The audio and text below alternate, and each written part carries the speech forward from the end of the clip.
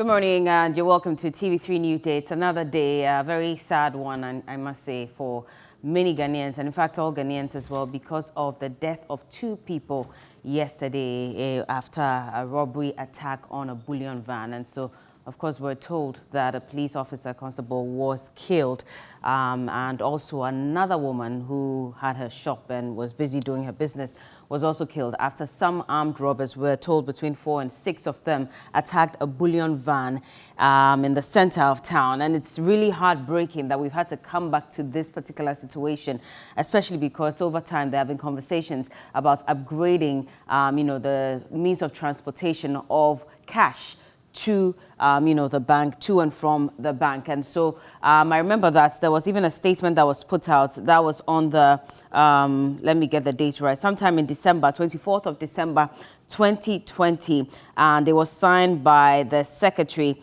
of the Bank of Ghana, and it said that armored bullion vans were to be used for cash in transit activities. And so it said that following the Bank of Ghana's meeting with cash operations managers of banks held on Thursday, the 15th of October 2020, Bank of Ghana hereby directs all deposit money banks and specialized deposit-taking institutions to acquire armored plated bullion vans for its cash operations. The above directive is as a result of the spate of armed attacks during cash in transit activities, leading to loss of lives, currency, and destruction of sophisticated equipment, which has become a national security concern. So it says, accordingly, DMBs and SDIs are required to comply with the following: 1, phase out and replace all soft-skinned cash in transit vehicles presently in use with fit-for-purpose armored plate vehicles with European standard B6 ballistic protection for passenger compartments and European standard B4 for cargo compartments. And 2, involve Bank of Ghana in the procurement of the armored vehicles to ensure compliance with the requisite specifications. Bank of Ghana further directs all DMBs and SDIs to comply with the above directive by 1st of July 2023, after which BOG will not admit any soft-skinned CIT vehicle into its premises nationwide. Please contact the Head Currency Management Department, Bank of Ghana, for any clarifications. And the questions that Ghanaians are asking is that how many of these banks or institutions have complied? At least they have till 2023. But I believe that after what has happened yesterday, we see this as an emergency, and there's a need for them to protect the people who transport the money as well. And yesterday, the major question was, how do we, get what's it called? The car with the back, I've forgotten what it's called, but a pickup, basically, and we've morphed that into a bullion van. How is that supposed to protect the police officer, first of all, the person who's driving, and the people who are accompanying the police officer and the driver to deposit the money in Bank of Ghana or from Bank of Ghana? How do we ensure that these people are protected? And now the police is threatening that if these banks do not get these bullion vans, the armored trucks, then they will be forced to stop escorting these bullion vans to and from the banks. It's very disturbing. I want you to take a look at that story quickly. I'm sure we can play that. Let's refresh our memories with what happened yesterday. Very sad, very gory, and I felt for the families of the departed, especially looking at how their lives were taken prematurely. Take a look at this story. We'll come back and read some more stories on 3news.com. The deadly robbery attack occurred at about 11:30 a.m. at a suburb of Jamestown known as Adidimpo. Suspected robbers on 3 motorbikes ambushed the bullion van in the densely populated enclosure. The robbers first shot the police constable in the head, killing him instantly. A woman in a wooden structure close to the crime scene was also shot dead. The robbers broke the padlock to the bullion van and made away with an undisclosed sum of money and the AK-47 rifle belonging to the deceased police constable. The driver of the bullion van sustained gunshot wounds and is receiving treatment at the emergency unit of the Kolebu Teaching Hospital. The bodies of the deceased have been deposited at the police hospital morgue. The crime scene experts have been invited to process the scene as part of police investigations to get the perpetrators arrested. Meanwhile, anyone with information on this incident should kindly contact the Accra Regional Police Command, the nearest police station, or call police emergency lines 191 or 18555. Further updates on this incident will duly be communicated. Minutes after the robbery, the Accra Regional Police Command swooped on the Central Business District.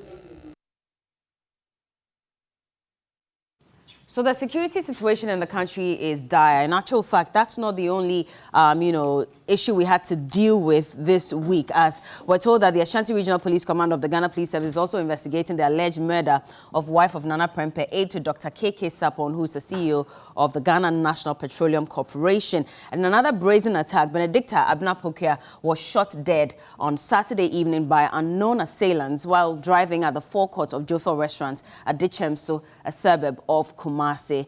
And the heartbreaking aspect of it is that we're told that her husband was driving in a vehicle behind her, and so she was in a Range Rover, and he's not sure if he was really the target, but he was right behind his wife. They were driving out, and then a man walks to the car and shoots his wife multiple times. And that is heartbreaking to think that we've gotten to a point where people can actually attack openly.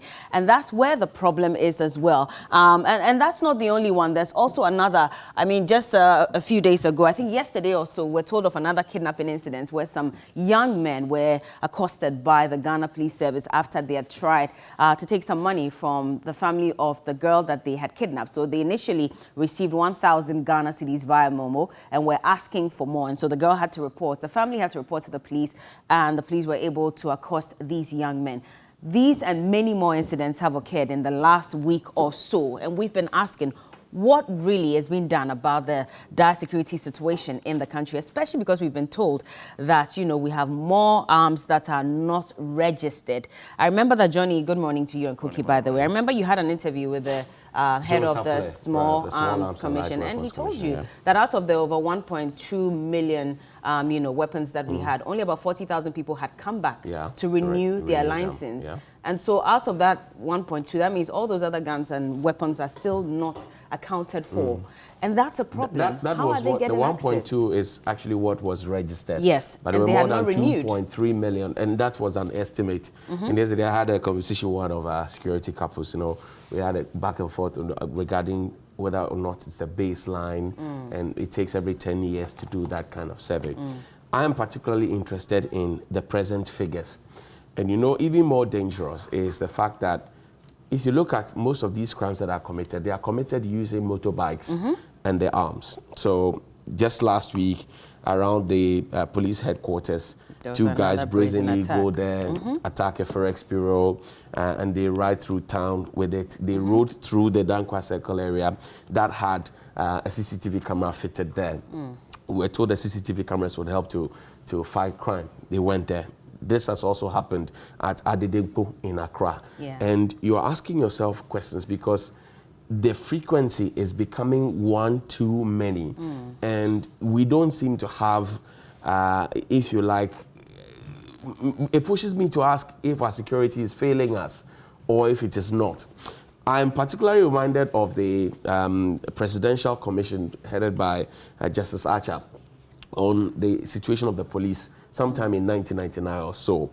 Now, in that particular report, Justice Archer and his team had indicated that we must get to a point where the security at the banks are managed by private security, the private security that we have now. They manage the security at the banks so that at some point we phase out the police. Because, sometimes in an emergency, irrespective of which unit the policeman belongs to, they are all rallied together because we don't have the ratio of 1 to 500. And it's a big problem. Somebody also raised a question yesterday that, look, you are in a supposed bullion van, that's a pickup that's been remolded into a bullion van. It has no security features and all of that. It just has a padlock at the back of it. You are in it. Somebody is coming to attack you. You have an AK-47 rifle. You don't have a sidearm. By the time you want to adjust yourself to fix your AK-47, you're gone. And I feel sad about this because the gentleman who's died, the policeman who's died, is a little brother to one of my mates at GIJ. And he's not even up to a year in service. This is like everybody's happy that our son got a job with the police. He's a member of the Special Weapons and Tactics team. But here he is, he's gone. Through no fault of his, untimely death. Jesus. It's heartbreaking.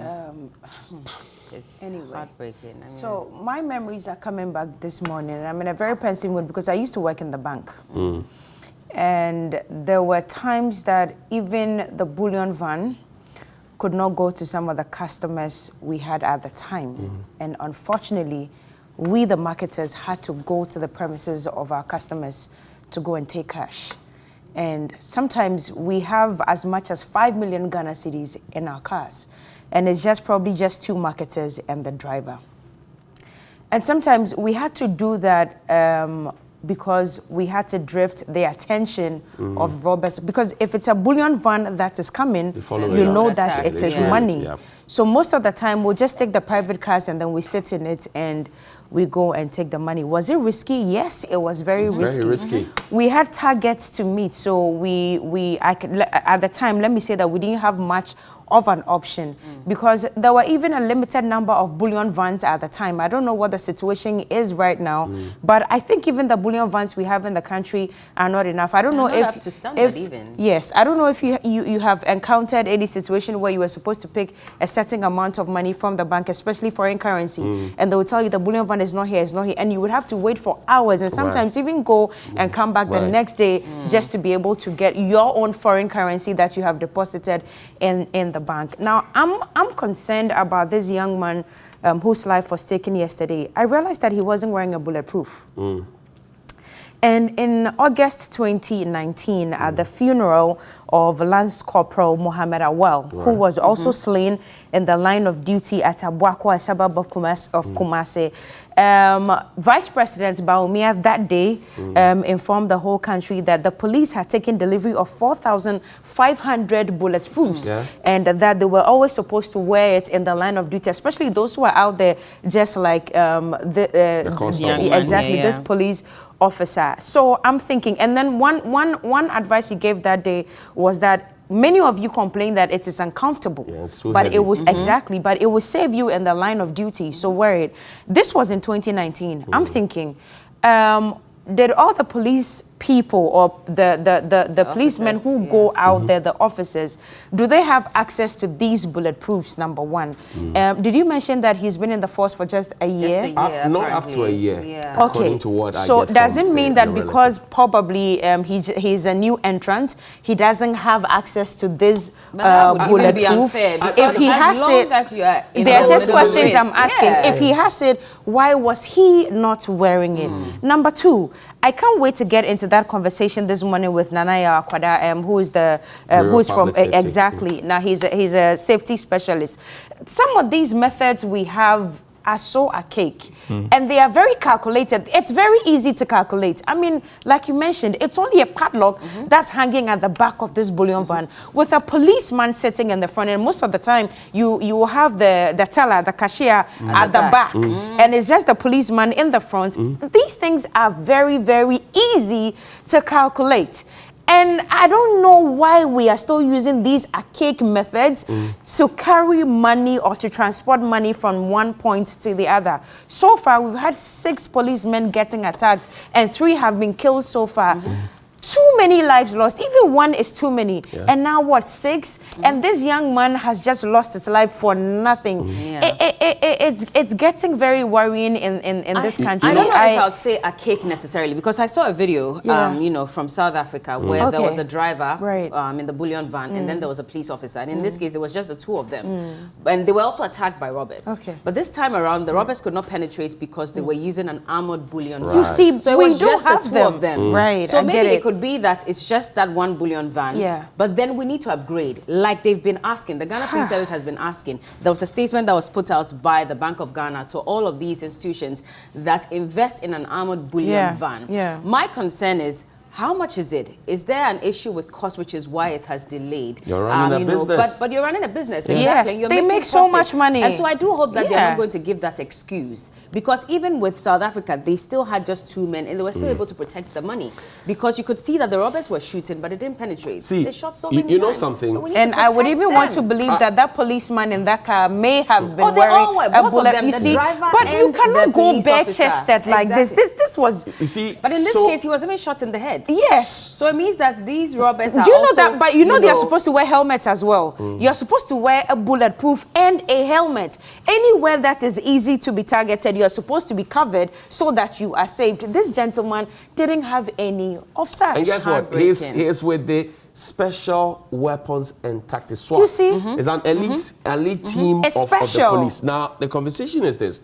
Sometime in 1990, I'll go back to Justice Asher's thing. He mentioned in that commission report that the police was ill, unmanned, and ill-trained. I don't want to believe that the situation still persists. Yeah. But again, it comes back to the conversations that you both have raised. That every now and then we hear the politicians say, oh, we are retooling the police.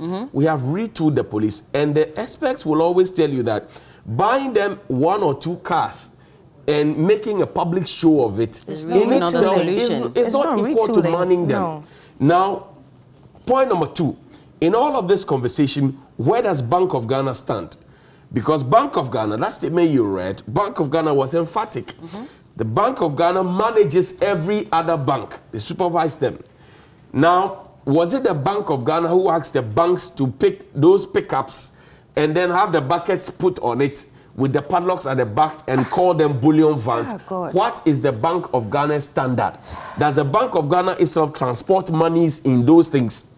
And for how long will we continue to have them? Because this is not the first time. And I've been at a bank somewhere in the Accra Central where armed robbers came at it. And the security guys there, they fled. Yeah. They fled because all they had was a baton. Yeah. They fled. They were not equipped. They fled.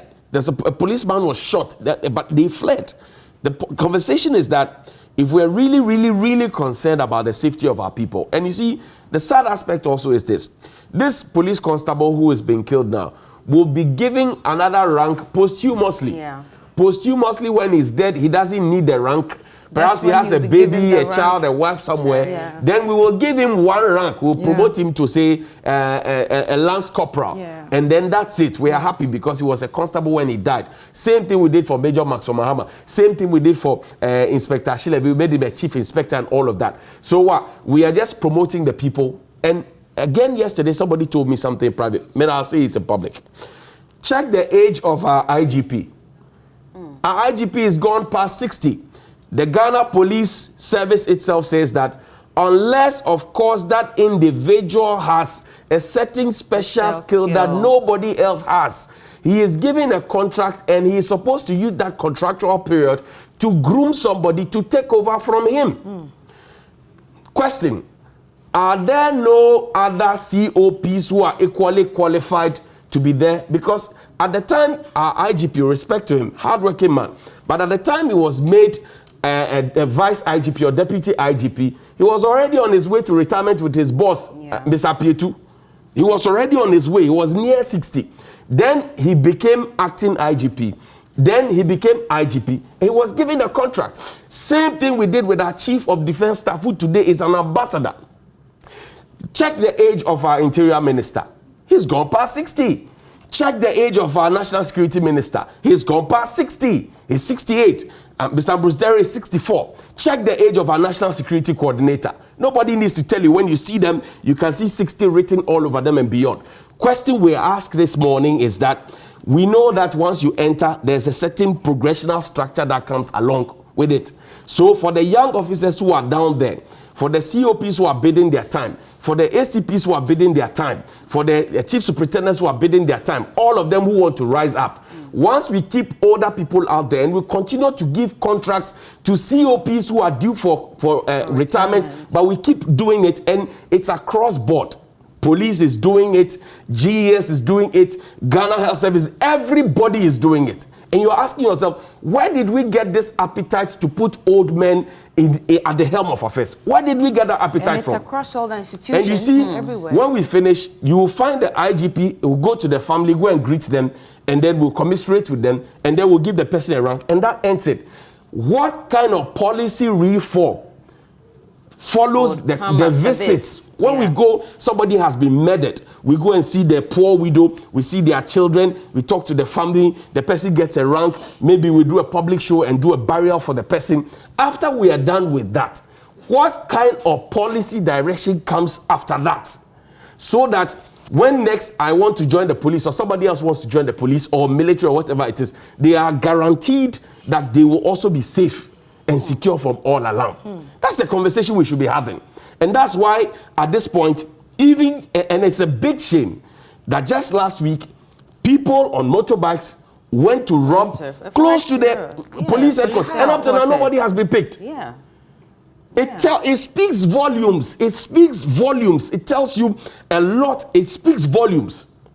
Jesus Christ. I remember when I don't feel safe. Sometime last year as well. You remember when there were some 436 illegal arms that were confiscated at the ports, and later we were told that these arms, first of all, they did not register illegally when they were importing, and so that already was a problem. Then later there was a report, I think, by the Ghana Police Service, and they said they were only gas calibers or so. Is that what they call it? And so it is not harmful. But till date, they haven't given us details of who exactly imported those arms into the country, and how many of such arms or items have been imported illegally into the country. If we're talking about illegal arms in the country, and we're just talking about it, it's like everybody goes crazy about it for like a week or two, and then everybody goes quiet about it. What's happening to ensure that we stop the importation of illegal arms into the country? See, otherwise, we're going to get a lot of this when I had that conversation with Mr. Jones Apple of the Small Arms Commission, he mentioned that pistols are weapons of precision. These were his words. Pistols are weapons of precision, and you cannot import them en bloc, 1 to 1.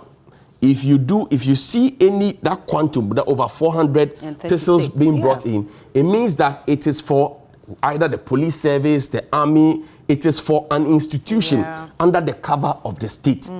Up until now, those guns that were seized there, who owns them? We don't know. Who owns them? That's the police's job to be telling us who owns those guns. That's the police's job to be telling us where those guns are.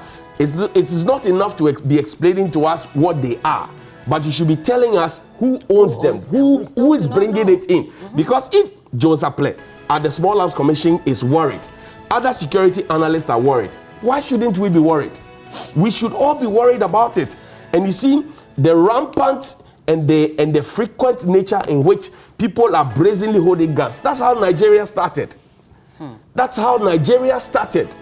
We say we are the beacon of hope in Africa, and we all know that there's a certain volatile situation in other African countries where people are now having AK-47 rifles, which are not supposed to be in private hands, by the way, and they are making its way into our country, and everybody is sitting down quiet. We are sitting pretty and watching, and then you will find political activists trying to do the pull and push.